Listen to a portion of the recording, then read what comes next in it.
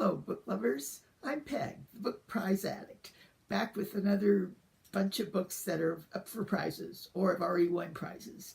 Actually, I'm going to do things a little bit different for a while. Instead of just concentrating on one book prize at a time and trying to read all or most of them on that prize, I'm going to just read at will, and you'll already be able to see at the bottom. I've gotten books from all different kind of challenges and prizes, etc. And I'll refer to them. So if you want to know more about the particular place I got it from, you can look below. But that way I can just really kind of read what I want and learn more about all the prizes. There are so many coming out now, different prizes, and I've been able to talk Steve Donahue. I didn't have to push too much into doing the talk on the National Book Critics Award, which I've given a link to his wonderful expose of the prize down below. I can never do the prize justice like he does. So if by some chance you haven't seen him talk about that prize, his prize, since he's a book critic, you need to check that out. Also, there's a Eric Carl Anderson just talked a little bit about the Dylan Thomas Prize, which the selections have just come out, and he wrote a wonderful blog post on it. And I'm trying to encourage him to maybe make a video on it, because he is so good with, well, to tell you the truth, these are all authors that are under 39 or under. 39 is the year how old Dylan Thomas was when he died, and so that's indicative of and of course it is younger to me authors with different viewpoints, and Eric evidently got a little blowback that it's not fair to have prizes for certain ages, and they were attacking him. It sounded like not even his doing. But I want to say that I really am planning to read these, and I think I'll learn a lot from them. Yes, some of the younger people are writing differently now, different than I'm used to, but they're winning prizes. They're very memorable. They're different, and I'm going to try to read as many of those on the Dylan Thomas as I can. And I'm hoping that Eric will, I'm encouraging him to talk more about them on his BookTube channel, because he is a way of really, I don't know, explaining and analyzing these younger and different writers that I really learn a lot from it. So, okay, go Eric, go. Okay, so now I am going to talk about knitting a little bit at the end of this. So if you don't like knitting, you can shut it off after the books. But I had kind of an exciting knitting story to tell. But anyway, let's get to the books. I have 5 books from 5 different awards or challenges. I'm just going to quickly go over them, and I've given the information below if you want to read more about them. Okay, The Cutout Girl. This is a nonfiction. It won the big Costa Prize. They have 5 different areas, and they have a winner from each. And this represented the nonfiction category and was the overall winner. It's, as it says, it's a story of war and family, lost and found, and it has to do with the author, Bart van Es. His family, Dutch family during the war, World War II, kept a Jewish girl, young girl, and he is able to meet up with her again just recently and learn a lot more about what happened to her during this time where she was put from place to place, and I learned a lot about his family, and he revisits the place. It's really interesting, and it talks a lot about memory and how we remember some things and don't remember some things at all. So I thought this was very good. I do think it might even qualify as a young adult book, which is good because, you know, more people will read it that way probably. But I found it quite interesting. Okay, next we have Lucia. by Alex Pheby. This is part of the Republic of Consciousness Prize that I've been talking about quite a bit in my last two videos. A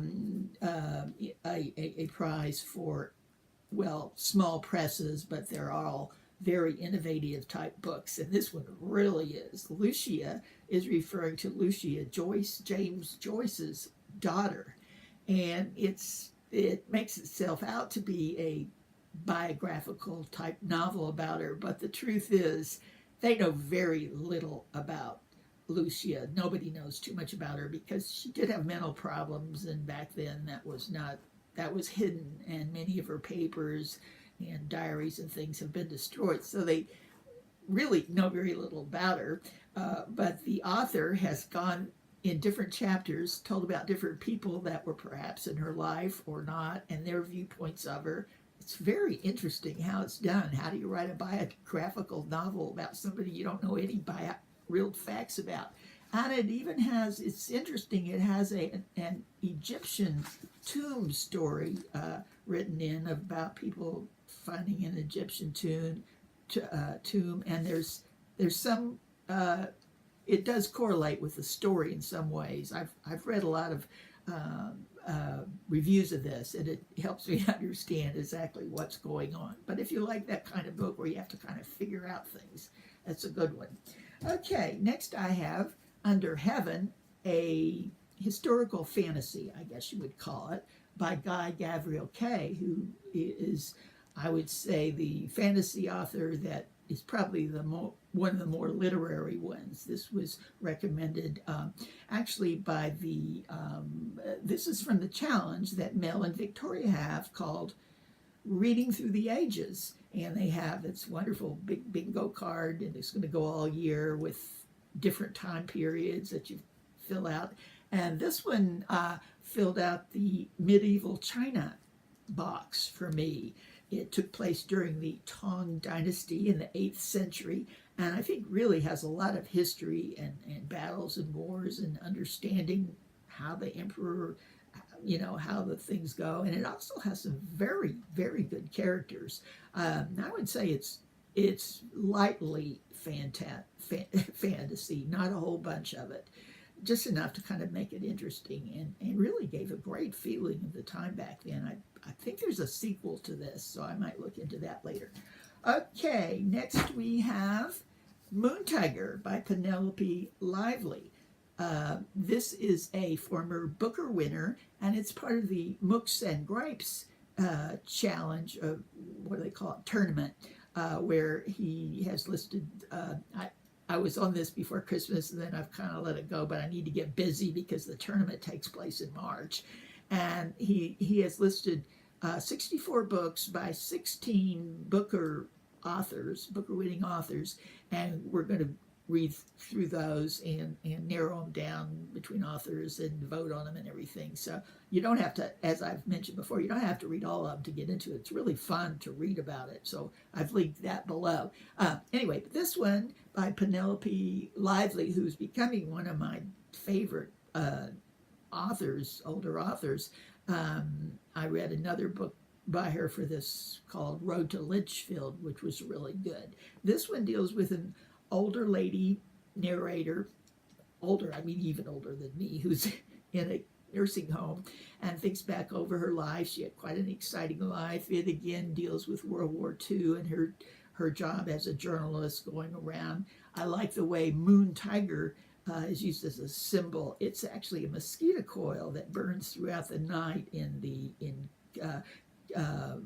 where she was in the Mideast to keep the mosquitoes away, and it kind of has a green look to it. It's a very good symbol of the strange, exotic smells and sounds and everything that she ran into in the Mideast. And is very evocative. The whole book was, and talks about some things that happened in her life, and then we go back and forth between that and her life now and how it worked out. It was very good. Okay, let's see. Last we have Sherri by Nico Walker. This was in the fiction section of the Pan American Awards. They have not chosen a winner yet. I believe it did make the short list. This is another story, very contemporary story. The man who wrote it is a young man who went to Iraq in the army, had terrible PTSD, came back and also got opioid addiction, and ended up robbing a bank and being in prison. And he actually wrote this from prison. There's a picture of him in his prison outfit. And it was able to have it published. It's very realistic. It reminds me a lot of the other book about a person in Iraq called Pieces of Me, which I read. And it's different, actually, coming from the man's viewpoint, but it's also very interesting. Okay, is that it? That's it for the books. I'm going to hurry on here and tell you what I did last week. Last weekend, I was in New York City for Get This, a knitting convention. So if you're not interested in wild tales of the knitting convention, you can turn off now. This is one I go to every year, sponsored by my favorite knitting magazine called Vogue Knitting.